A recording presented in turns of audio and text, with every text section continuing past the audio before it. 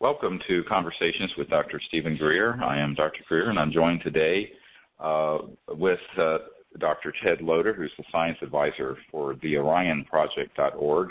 Good afternoon, Steve. I'd like to thank the wonderful people at World Puja Network for hosting us here every 2 weeks so we can update you on the projects that we are working on. And I'd like to also thank Dr. Loder for joining us. Well, you're welcome, Steve. It's nice to be with you just before the holidays. Yeah, well, we have a wonderful Christmas present for everyone who's been following the work of the OrionProject.org. For those of you who haven't, you can go to theorionproject.org and see what we are doing. We're working to bring out the new sciences and energy technologies that would liberate this planet from oil and gas and coal, and that would give us the foundation for a peaceful and sustainable civilization on Earth. And in the last year, many of you had heard that we had identified some years ago. Actually, I visited this man at his classified facility and lab back in 2004 or 5, I believe it was. And there was a scientist who was assigned to the United States national security apparatus and had worked with, as he puts it, every three-letter agency on these sort of technologies, who at the time was wanting to come forward to work with us to build the energy technologies, not the ones that go anti-gravity and fly like a UFO does. And we had met with him. Dr. Loder and I were with our board with him for a week. And then shortly after that, he vanished and was basically assigned to some other projects where he wasn't able to work with us. And as all of you know, who have followed the briefing that I did for President Obama, which was released on October 24th of this year. It was provided to the President in the January of last year, but we released it in October. You can go to disclosureproject.org and see the recent announcements, and it's in there. Part of that briefing included a request that this scientist and his knowledge be allowed to work with the Orion Project in a sort of peaceful Manhattan project for new energy, and that we needed to have this man return to the fold, as it were, to work on these issues and to develop these technologies, because he, of all the people that we have ever met in the 19 years I've been doing this, is the most accomplished scientist and physicist and engineer who can actually build these sorts of technologies. I would agree with that. Good news. Yeah, I'm sorry? I said I would agree with that assessment. Yeah, and there's no doubt about that. I mean, we're not overstating it when we say that this is a guy who's actually built things in the classified world up to and maybe even surpassing anything at the Lockheed Skunk Works. And his knowledge is down to the mathematical equations and the basic physics, and he is really an amazing scientist and asset and a wonderful person. Well, he after we released this briefing that we had provided to the President, and so many of you had written at our request to the President asking that this man be somehow positioned to be able to work with us again, and I thank all of you for doing so. We contacted him again, and it turns out that he has become available. And we, as of about 10 days ago, have signed a contract with him from the Orion Project with him and to work on the first of several technologies that would bring out and prove that free energy can be had from the environment. So this is a very big announcement, and it's the first place that we are announcing it is here on the World Puja Network, because so many of you have been so supportive and helpful for our work, and we are really, really excited about this. Absolutely, and we've been waiting. In this case, we've waited for several years to be able to work with this gentleman, but we've been waiting for this opportunity for much longer than that. So this is definitely a breakthrough in terms of potential. Yeah, no, this is the highest potential of anything we've had, and he wants to do this on a long-term basis. has actually committed later in 2010, in the fall perhaps, to moving to the Charlottesville, Virginia area, where we will create the beginnings of a laboratory and research campus with him that will start the entire new energy economy. So it's a very exciting development, and we ask for your thoughts and prayers and protection as we go forward, and also for your support. And I do want to say that those of you who have contributed to the orionproject.org and made your donations, it's because of you that we've been able to continue in this project and to identify this scientist and actually provide him the funds so that he can build up this first system. And to kind of give you a big picture of what we're going to be doing with this scientist, we're really going to be recapitulating the last 100 years of hidden technologies. But starting with going all the way back to some of the work that was done by Nikola Tesla in 1902, it'll be 107 years ago right. now, and going straight up through a number of other technologies that are increasingly in the advanced physics area. And the first of these technologies, at least prototypes, is slated to be delivered this spring. So we're talking a very fast timeline here. And we're very, very excited. And Dr. John Bravo and Dr. Loder and a number of people have been working on this with me, and I'd like to thank them for their support as well. So this is a huge announcement for everyone that here as a Christmas present to the world, we're saying, hello, we're into the new year. We have this wonderful and brilliant scientist working with us now, and he has a clear field. Apparently, there's no interference occurring so far, and so we're very, very excited about this. And he and his wife are very supportive of working with us on this, and we couldn't be happier. Absolutely. This is what we've been looking for, essentially, and searching for over the last number of years, with the support of people for the Orion Project. And thank you. Thank you, all of you who have supported us at all different levels. Now, eventually, we will need several $100,000 and then a few $1 million to open a facility and have some other engineers work with him. So those of you who can contribute to what we're doing, you can go to the orionproject.org and do so. Or if you know of people who are high net worth people who could help us in a larger way and would like to speak with us directly, we'll be happy to do so. We have an agreement with this gentleman and his wife to keep his name confidential at this stage, just for security reasons, which should be obvious to anyone who follows this issue, and also so he can get his work done and not be inundated from the public. But I will tell you that we have thoroughly vetted and checked this gentleman out. In fact, during this last meeting that happened a couple of weeks ago out at my farm in Virginia, near the University of Virginia in Charlottesville, and near where Thomas Jefferson's home is. It's a very historic area.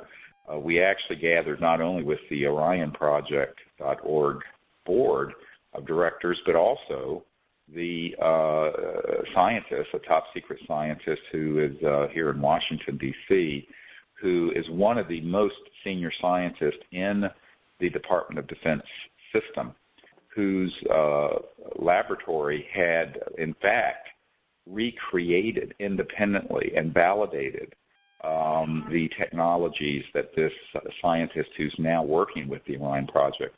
And so we have an independent confirmation of not only this man's bona fides and the kind of work he's done, which we had already checked that out in 2004, but that his work has been independently reproduced and verified, which is the sine qua non of science.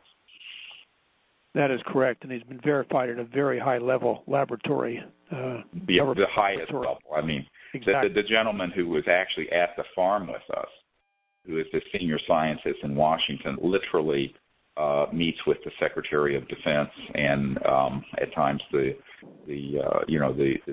Joint Staff Chairman and people of this stature.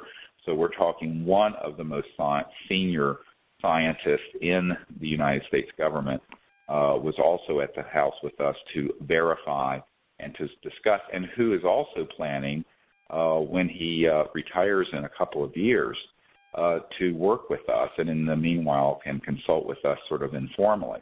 So this is an amazing, I have to just emphasize this, astonishing breakthrough, an amazing team coming together, and we will need your continued support, and both financial and prayers and meditation, because this is certainly one of the most significant undertakings in the history of our country as we try to bring forward very boldly and decisively the sciences and technologies that would get our planet off of oil and gas and coal and nuclear power and into clean, free energy so that every home and business and facility in America and in the world can be running on this type of energy without any cost once you have the device in place and without any pollution and impact on the environment. One of the things that is going to be done very early is a modern-day iteration of something that Nikola Tesla had done, and which we understand has been done by other people over the years in various forms. And this was something that actually, I believe, Dr. Loder, you said you have actually read and seen the patent that. Oh yes, I've studied it and looked at some of the information about it over the years. What he's bringing to the table on this, which is why we're incredibly exciting, he's bringing his thorough mathematical knowledge of electronics and physics to bear on what was Nikola Tesla's observation. Basically in several patents, but he's bringing his technology and modern day technologies to bear on optimizing the whole process. And it's the other nice thing about this particular technology is that it is technology that has been known about, at least at a low level, understood, for a century or more than a century actually. And so it's not trying to. And so your physicists or whoever else who might be say this is impossible, they can't really go there because the phenomena has been known and understood at a certain elementary level for over a century. So we're starting at that level, and then we'll be moving forward from there. Right. I mean, one of the more advanced projects that we want to get into after we complete the first two or three are projects that would really be pulling energy out of the expansion coefficient of space-time. Those are that's probably a year and a half or 2 year project and a very higher cost.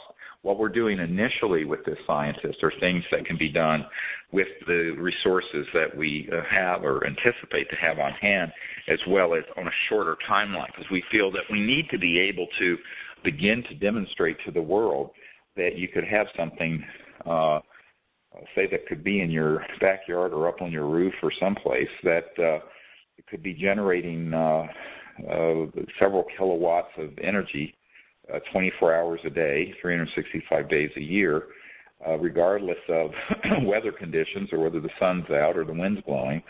And that's what we're going to be coming out with first. Exactly. So we move from the known and understood at least at elementary level to the more esoteric, shall we say, that as Steve said, will take both more money and more time to optimize it so that can be used by the normal person, I should say, or the man on the street, or the commercialized level of it all. Well, and also to emphasize why we're not coming up with a more complex system first isn't that it can't be done, because it already has been done, and it's just that the amount of time and funds it would take to do it is a bigger piece for us to deal with, and we feel that we need to be able to come forward as soon as possible. And as I said, the target date for this first prototype is going to be this spring. So it's a very short timeline, and with the logistics and the budget that we have on hand, and thanks to the generous support of those of you who have been helping us for the last couple of years at the orionproject.org. So we're doing this in a way that is the most sensible way strategically, but also in a way that so that we have something we can then show to the world and say, look, here's the first thing that's possible, and here are the other 3 or 4 things that are in the pipeline on a fast track that can be out within 2 years. So that's our plan, and it's a very exciting plan, and the scientists and the Orion Project board, as well as the scientists, the wife, are all on the same page, very supportive of this. And we have been working feverishly over the last month since this gentleman first resurfaced to have these meetings and put this agreement together. And it was quite a celebration, of course, when we realized that we have a real contract with this top secret scientist to make history. So I think we have a great deal to be thankful for in this season and to look forward to in the new year. Yes, exactly, and actually there's a little extra little nuance to it. We did not expect to see or hear from this gentleman for a year and a few months after we had first met with him about a year ago, a little more than a year ago. We had been told that he would not be available for at least that period, and basically suddenly he resurfaced within a year. So there's a time shortening of almost 4 months in this process, and so which makes it possible to have started this whole process before Christmas. Yeah, and I have to say that I think this is in no small part due to the fact that the people who listen to the World Puja Network, as well as people who follow what we're doing in other networks, had contacted the President's office and others and said, look, we really do need to have this scientist freed up. And as you know, this is something we've been talking about for over a year. And I don't think it's a coincidence that he resurfaced and was available literally the weekend that the presidential briefing that I just referred to was released to the public. It was literally that weekend. So it's very exciting. And this is why one of the things that I've always said to the public is that those of you listening need to understand that you can do a lot. You can not only network what we're doing to others, but you can make contributions to the orionproject.org and help us find other larger donors that you may know of who care about the environment and creating a new energy economy. And I will say this, and this gentleman has agreed to this, that if there's somebody who is sufficiently able to help in a larger way financially, that we would be happy to set up a meeting with this scientist and our board and that person if the person that checks out to be legitimate. Obviously, this is a sensitive issue. The guy is a very top secret scientist. He has very, very high clearances and has worked in very sensitive projects. So this is not something you do cavalierly or recklessly.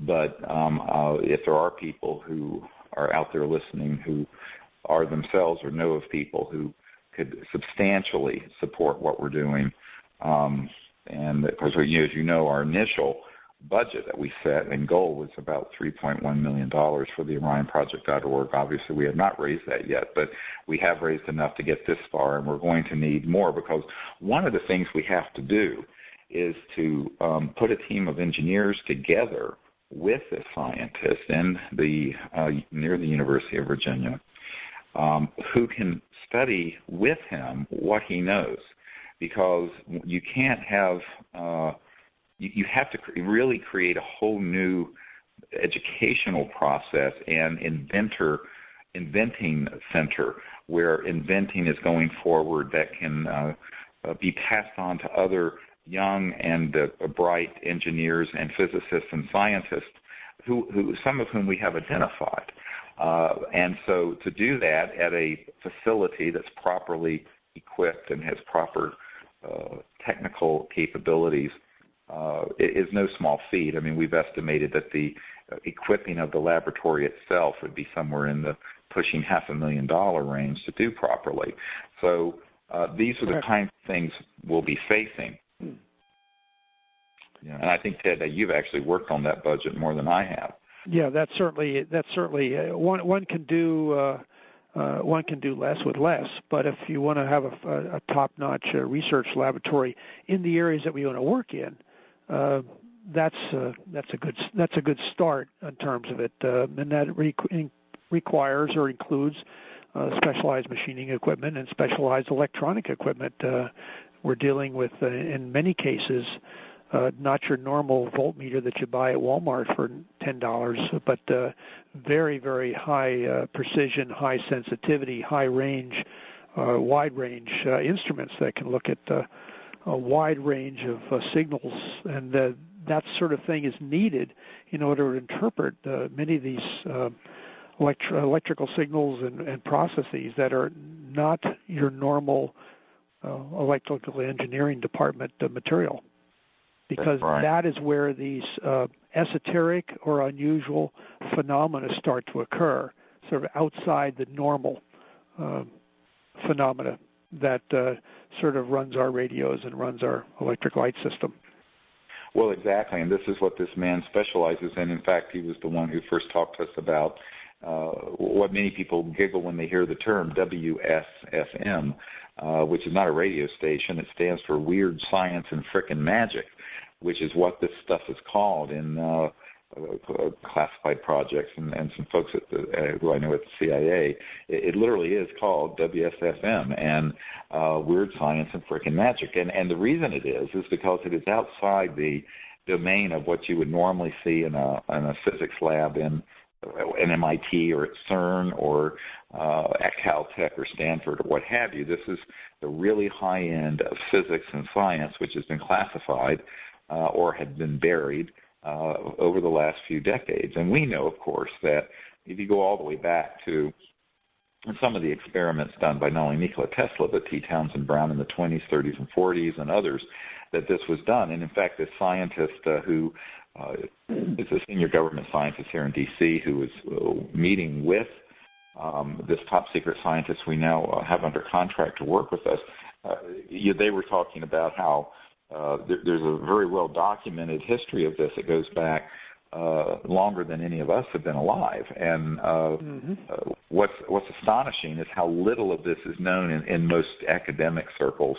or scientific circles, and it's because it's been deliberately classified, because if it were known, it would be the end of oil and gas and coal and the grid. Now, one of the things that I want to share with people, it's some of the implications. I was just someone just wrote me from Canada, and someone who works closely with former Minister of Defense Paul Hellyer there about this issue. And one of the things he asked is, well, is this going to be something where it's just going to be metered like the old system? Because one of the things that are being proposed by the current the Obama administration as well as Congress is to create what they call a smart grid, so we can carry wind and solar power. But in a way, this is an oxymoron. There is no smart grid, because the grid is an invention from the 1800s. If you look at old photographs of New York City from the late 1800s, you see this crisscrossing grid of wires.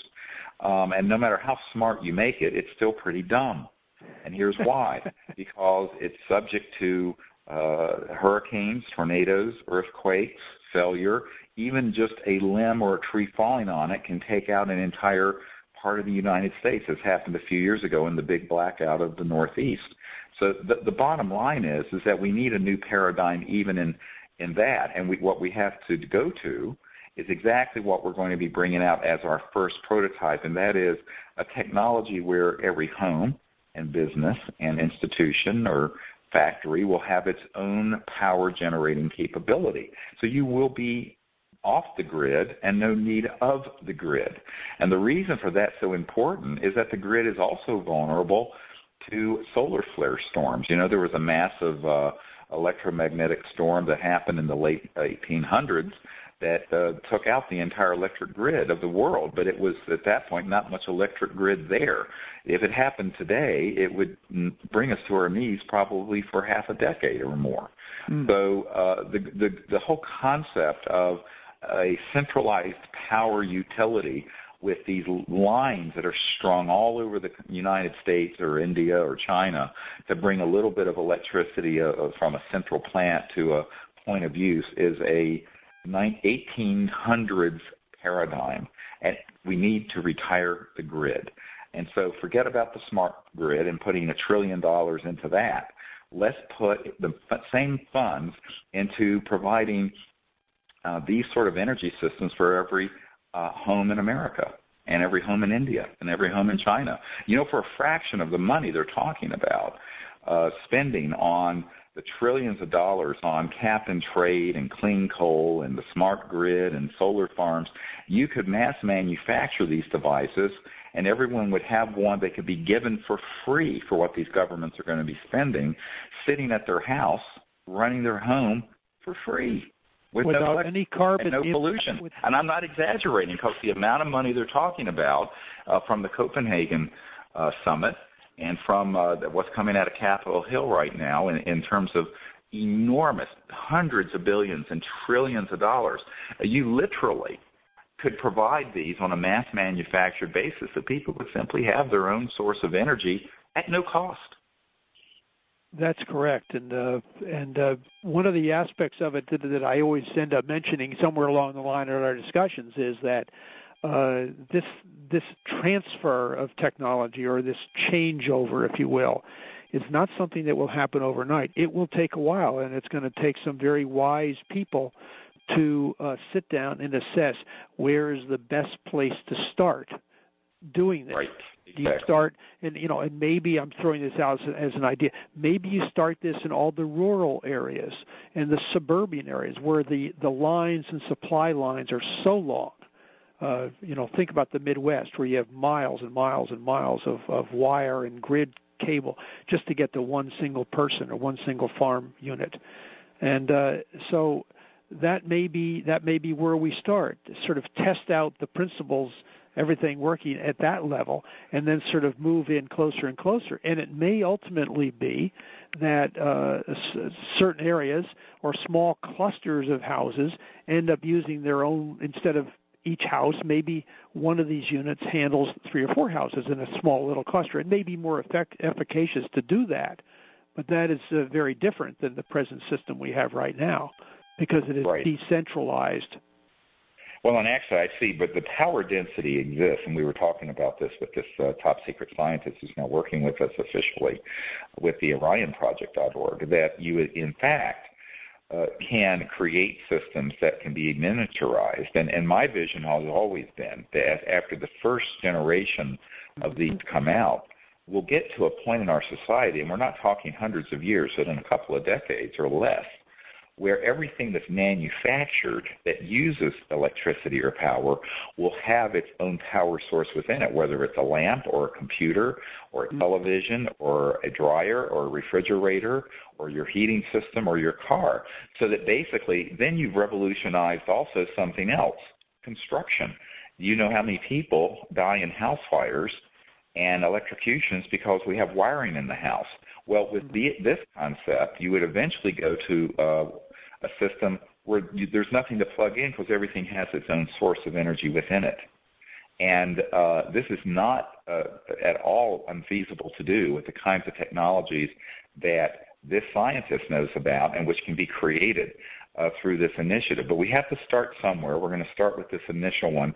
And I know that once that happens, there'll be a very rapid development in technology, and it would simply revolutionize the world. And imagine the world where you have, for example, in India, and I know a lot of people don't know what I'm about to share, India is the #1 place in the world where there is starvation. There are more people starving to death in India than in all of Africa. This is not known by a lot of people.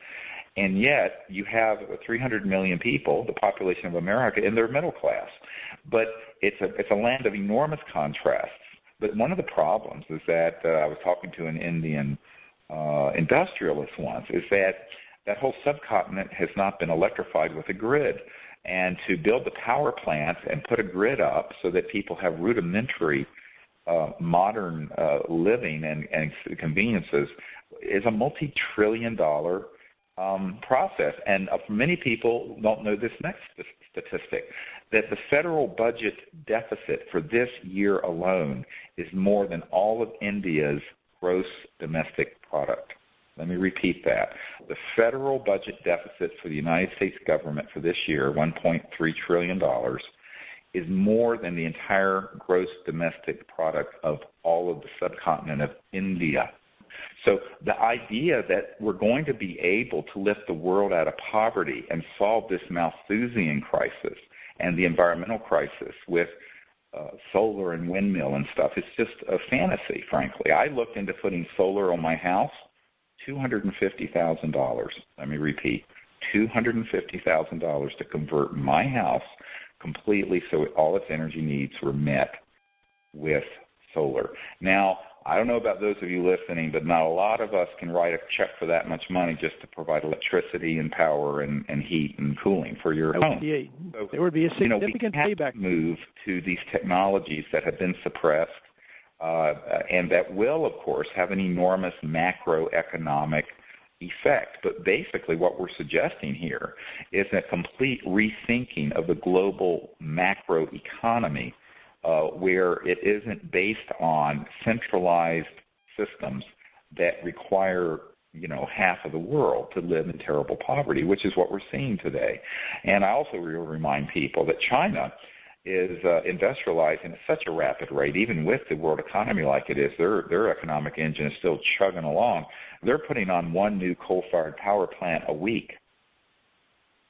And about 15% of all the pollution that falls in the San Francisco Bay Area is now coming across the Pacific from China.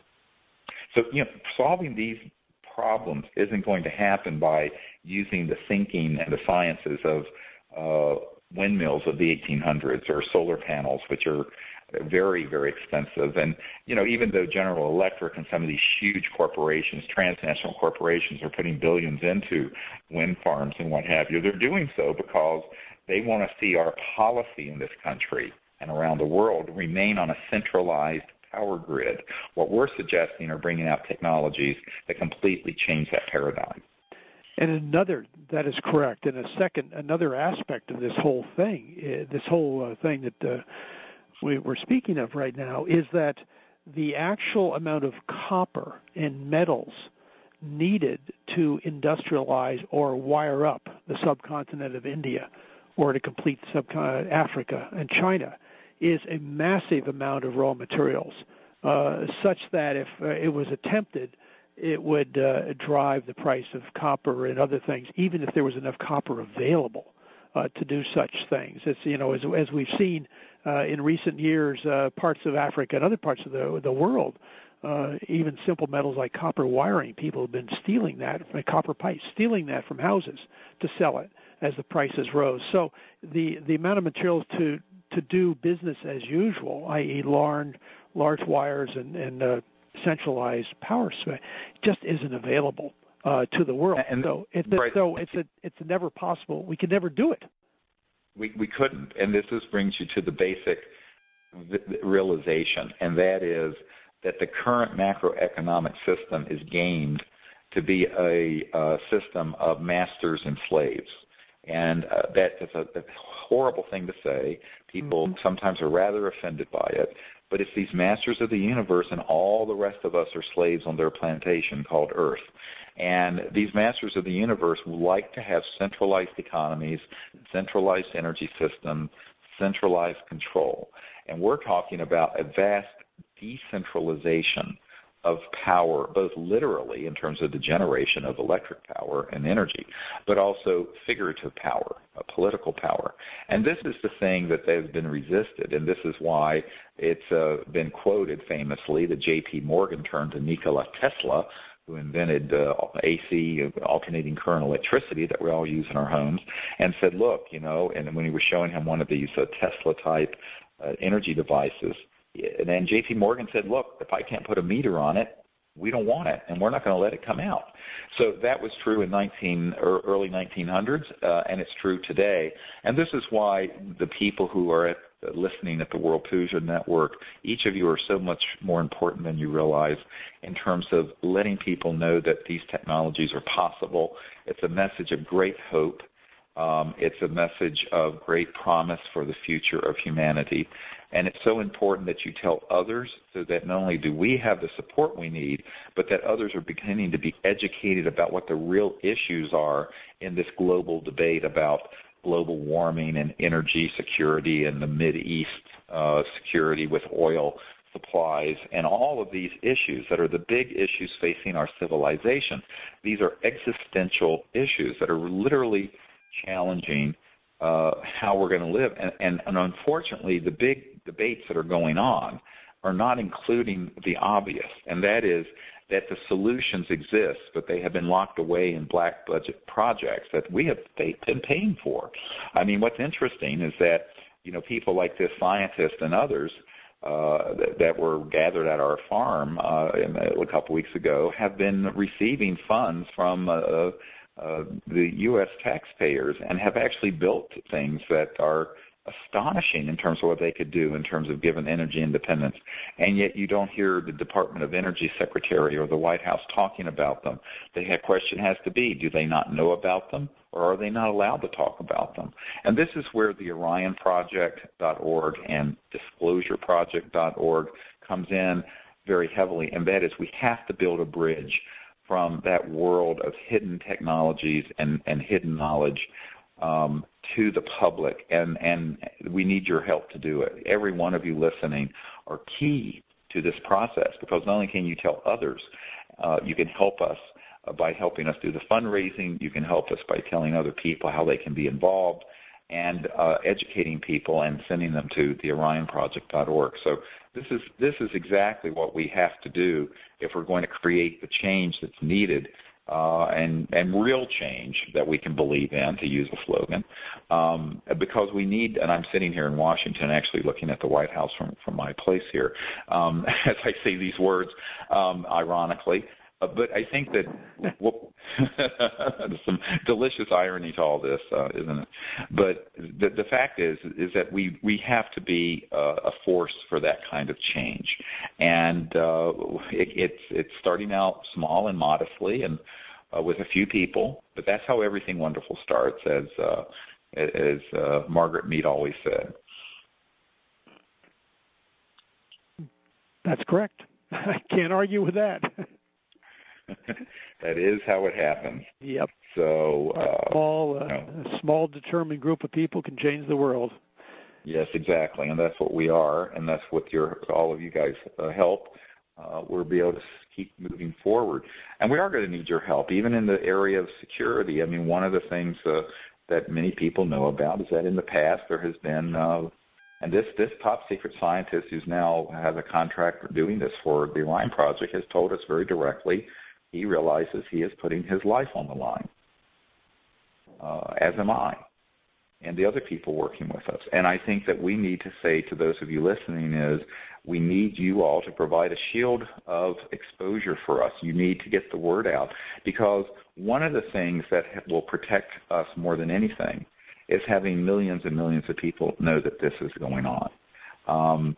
And as soon as we have something that is built, as can be tested at independent scientific testing facilities, and this is what Dr. Loder will be heading up for us, and has been reproduced independently by a scientific team to be able to be sure that it's reproducible and reliable, then we're going to disclose it. We're not going to sit on this thing for years. It is not something that's going to go into a black shelf. It's going to be known, just like as soon as we had all of our ducks in a row with over 100 top secret military and corporate and CIA witnesses to the UFO issue, we went forward with that, and it was seen eventually by nearly 1 billion people around the world. We will do that with this as well, but that's a very staff-intensive.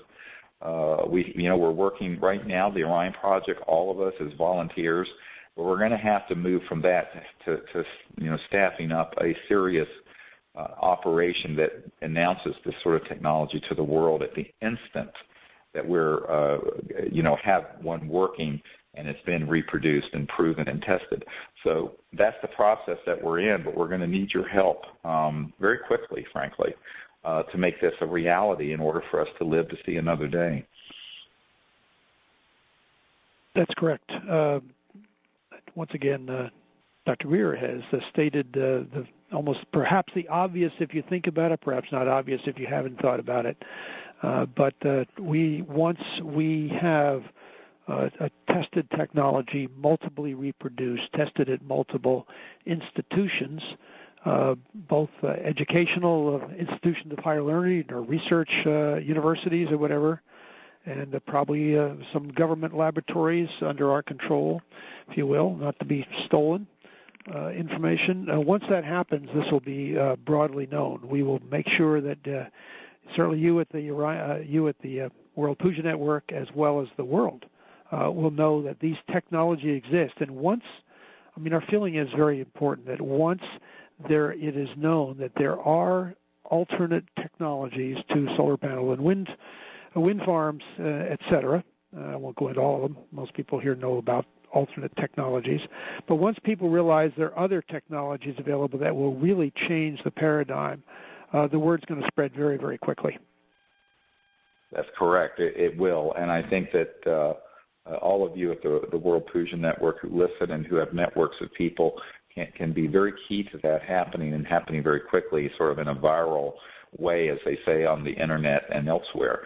So that's what we're looking at doing. And we're actually going to be having a meeting in early January with a number of people who have been in the world of business and legal, as well as engineering and science, some engineers, to talk with them about joining very early in the year and setting up an office and a research lab in the Charlottesville area, because we need to be getting ahead of the curve on that. So we're actually going to be meeting. And one thing I might say is that if there are people out there with expertise in public relations, contracting, business, new technologies, fundraising, and, of course, engineering, who have good electronic engineering or even technicians, as well as other types of engineers, we're going to need all those people. And so please contact us at the orionproject.org,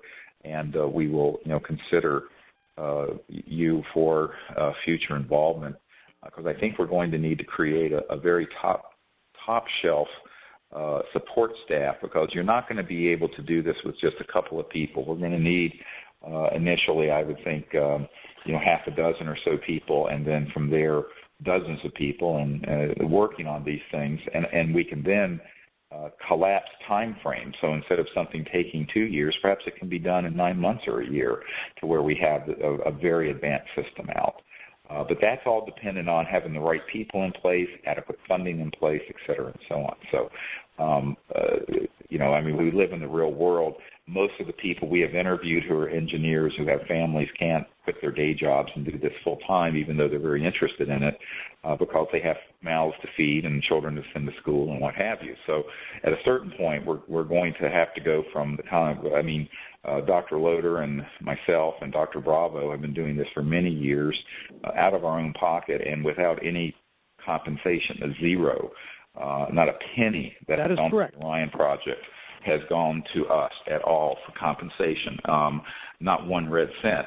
And I'm happy with that. But I can't ask that of engineers and scientists and project managers and people like that. They are going to have an income, and I can't expect them to all be able to work for free, because the world doesn't work that way. So we're going to have to get serious about this, in terms of building a true research institution and entity that can do this, and we're going to need your help. So those of you who can, we really appreciate it. And those of you who have already helped us, I just want to say thank you, because we could not have engaged this scientist, this top-secret scientist who's now committed to working with us long-term. We could not have signed this guy on if we had not had your support, both financially and morally. And so this is really a big thank you to everyone. That's correct, and we're sort of at the edge of the cliff here, and ready to jump off into a new world, essentially. And in terms of spinning up what Dr. Greer and Dr. Bravo and several of the rest of us have worked on for many, many years, trying to get to this point, and it's been frustrating at times and seemed to not go anywhere at times with some bad trails and wrong directions at times. But nevertheless, what that has done is it's taught us a lot. We've learned a lot, and so when we found this gentleman, we knew what we had. Yeah. The experience. I have to say, as you're saying that, Ted, I'm thinking of the first time I went down to his lab and went in there, and it's parts of it, of course, were classified that I could not go into, but it was an amazing the stuff that he demonstrated, and I thought we've got to have this guy working with us. And, of course, at that time there was no chance of it about 4 or 5 years ago. We thought a year ago we did have that, and it was snatched away, and now it's back. And since it's back, and this is now officially and legally signed up and done, I think the public needs a heads up here. This is really happening. And I have to tell you, this guy, this scientist, and the people he works with are very excited about it, and he sees no interference at this point. But the world is in a perilous situation with the Middle East and with the environment and many other issues. And I think that we have no time to waste, and we need to be expeditious without being reckless. We need to be efficient, and we need to be aware of this because. Let's face it, I mean, these are technologies that should have begun to come out around 1902, 1910, somewhere in that range, in their early forms. Certainly by the mid-20th century, we should have been, as a civilization, completely off of oil and gas and coal and fossil fuels. Here we are, 50, 60 years later, with, these discussions about what are we going to do now about global warming, what are we going to do now about running out of oil eventually, what are we going to do about the fact that the entire Western economy is dependent on Mideast oil, and we're over there fighting two wars because of the sort of problems that we've gotten ourselves into. And I think that one of the issues very clearly is that you can't solve any problem from the consciousness that created it. And so what we're trying to do is bring out the definitive solutions to these large problems. And now we've gotten this far with Disclosure Project.org and also the Orion Project.org. And this scientist, by far, is the most knowledgeable and skilled, ingenious inventor and physicist that I have ever met. And I've met a lot of interesting people who actually can build this stuff, not just make theoretical speculations, but it can actually build systems that demonstrate this type of physics. So. That, if I can bump in here for a second, this is one of the attributes that I'm actually thrilled about. Here's a man who not only can he, should we say, do the math, if you will, or understand the theory in a rigorous mathematical analysis of the theory behind what he's doing, he actually can take that and build something from it that works. And it go from theory on pen and paper, if you will, or computer screen, to an actual object that does whatever it does, creates energy, jumps around, whatever. And so he can do the whole thing, the whole stretch there, and that is so critical. We've met so many inventors who are inventing basically from the seat of their pants, don't understand the theory of what they're doing, and essentially they're bumbling around. And boy, have we had our share of those. And it's, I think that there are many that mean well, but they really just can't produce. And I think in this case we've got someone who both means well, but also has a proven track record of 30 years of work building these technologies and being under contract with top secret programs, and has actually built things up to the level of things dematerializing and teleporting and space-time alteration. And I mean, we're talking really advanced stuff. This is by far the best shot we're going to have that I know of, and we really are urgently making an appeal to all of you to to support what we're doing both financially and morally and through networking, because this is not now a theoretical situation. As it were, the fuse is lit. we're the rocket's taken off. I mean, it's kind of an old analogy here, but because we actually are on a timeline, and we have actually sat down and crunched out the numbers and a timeline with this scientist and also his wife, who works very closely with him. And I just want to say that this is actually done going forward as we speak. So it is an exciting time. Yeah, this is the real stuff that science fiction is made of. Now, as we've noted, that's not what we're doing initially, but that potential is there down the line, which really, if you start to think about it, and I go back to the comment that Ben Rich made a number of years ago, anything you can dream of, we already know how to do. And this is a man who can make some of those dreams come true for the rest of us. So, well, actually, Ben Rich also said in that same talk that Ben Rich was the head of Lockheed Skunk Works, the super secret engineering skunk works for Lockheed, and he said not only anything you can imagine we've already done, but he said if we have the technologies where we can take ET home, meaning faster than the speed of light amongst the stars. And this is what we're talking about. Now, we are not going into the things that fly and dematerialize and all this stuff yet, although we can. This scientist and his team absolutely have done it. The scientist that came from this top secret program here in Washington, D.C., who recreated this man's work that we're now under contract with, has also done it. But we're going to, as I said, let's walk before we levitate. We need to at least get our civilization up out of the mud of the dustbin of coal and oil and sludge and mess. Let's do that first.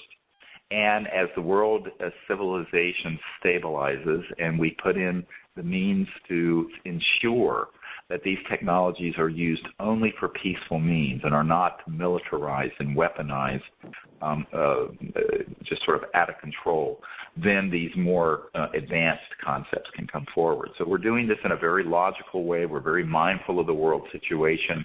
It's a very fragile situation, but we're doing this in a way that brings out the safest and best technologies first. And so that's where we are. And I do want to thank everyone for supporting us. And please go to the orionproject.org and contribute what you can to what we're doing, and tell somebody that you know on your email list or who's interested in these sorts of new energy issues and the environment about what we're doing, because it's time to really open up the network now that we have an official program underway. I'd like to add a comment here. This is the end of the year. It's often time for reviewing the year and thinking about the new year. Perhaps this is a time to dream about, we've shared with you some of our vision of what we're doing right now, of what we will hope to be doing in the near future. And I think we've given you a glimpse of some of the potential technologies that truly can transform our world, both in energy technologies and other aspects of the world that we live in. And so perhaps this is a time to dream a little bit about what some of those potentials might be and how you might handle them as an individual, and share with your friends and talk about it, because it truly, we are on the verge of a brand new world in terms of how this planet operates. It is a whole new civilization. And imagine having a world where, every vehicle and every home has its own source of energy that doesn't pollute, but also that doesn't cost anything. Once you have the installation put in, there's no electric bill. And my view of this is that what we have to do is start a company that has a charitable trust associated with it, so that if there are any profits from any of this technology, and by the way, the inventor feels the same way as I do, that should go into getting these technologies for free to the impoverished world. I mean, it does. If you were to say, oh, well, you have this new system that costs or $50,000 or whatever dollars. If you were to say that to a poor villager in South America or Africa or India, you might as well say $5 trillion. They don't have it. So we're going to have to figure out how to do this, but it can be done. After all, I mean, there are all kinds of programs out there that provide assistance to the developing world, and I think that we have to view it that way. And I think that this is a sacred undertaking. It is not something that's just a normal high-tech deal like Google or Microsoft. No offense to those companies, but this is something that is really about starting a new civilization on this planet, saving the life of Gaia, the Earth, that we're strangling her and killing the life out of the Earth. We're killing the oceans. I mean, Dr. Loder's an oceanographer, and he can tell you how much we're depleting the life that is in the oceans all over the world. And that, you know, this is something that we're really, it's a sacred undertaking that Gaia, the Earth, wants to have happen, and I'm sure the cosmos and the universal being wants to have happen. So, yeah, there are some devils out there who are all about power and money and greed, and they're going to try to stop it. But I'd say 99% of the people on planet Earth are going to be very happy about these technologies coming forward, and we just have to see that it happens. Absolutely, and one of those little I'll just give you one little hint about how this may affect things. If we look at our food system in the United States, in the Western world, and I don't know the exact number, but it's somewhere 90% or more than 90% of our food is actual oil in terms of what it took to get that food from the farm to your table. Oil is used in fertilizer and in transportation and in freezing and preparing, the whole business. Now, there's a cost to that energy. If the energy is free or at least majorly reduced in cost, because you still have to have the devices to produce it, collect the energy. But nevertheless, if the energy costs are significantly cheaper, what does that mean to our food availability, food system, irrigation, fresh water to grow things? It's going to change the dynamic and make food for not only the Western world, but also the impoverished parts of the world food-wise. Dr. Greer mentioned India a few minutes ago. It'll change the dynamics dramatically. Absolutely, and even the Mideast peace process, one of the big holdups is water between Israel and the Palestinian areas. And what's interesting is Israel has a whole coastline of the Mediterranean, but the cost of desalinating and piping the water is all energy intensive. And so if you have energy that's little to no cost, then you can change that dynamic. And it's like the Bible when it said, even the deserts shall bloom, talking about a time in the future when things would be like they can be. And so we're really talking about entering in a whole new era of human civilization, of life on Earth. And it's not anything less than that. It really is about the transformation of life on Earth. And what a wonderful thing to be involved with. And it's really what induced me to this vision, caused me to leave my medical career and work full-time on this. And it's recently Dr. Jan Bravo has left her medical career as an emergency doctor and 20 years in the same emergency department in California, and now she's working full-time helping us. And so there are a lot of people who, we're really voting with our feet here, and we're asking you to help us a little bit if you can. So, and we just have another minute or two, and what I'd like to do is just also remind people we're going to be doing a gathering in Florida at the end of, from February 7th until the 12th on an island called Boca Grande Island, off in the Gulf of Mexico, off of Fort Myers, and we're going to be doing a CSETI training where we're going to be doing contact expeditions and training people to make contact with these interstellar visitors. It's going to be an exciting week and a nice warm week, we hope, unlike what's going on right now in Washington with 2 feet of snow. And so those of you who would like to join us there, you can see what we're doing at cseti.org, cseti.org. And again, those of you who can help us at the orionproject.org, I thank you for your assistance. We need it, and we're going to need a lot of it in 2010. But those of you who've contributed to date, I really do want to thank you, because we could not be doing what we're doing right now with this amazing scientist if it were not for your help. Thank Absolutely. You. All right, thank you, Ted. And until next time, all of you, this is Dr. Stephen Greer with Conversations with Dr. Greer, and I'd like to thank the World Puja Network for their generosity in letting us bring you this information. Until next time, goodbye. Yep, goodbye.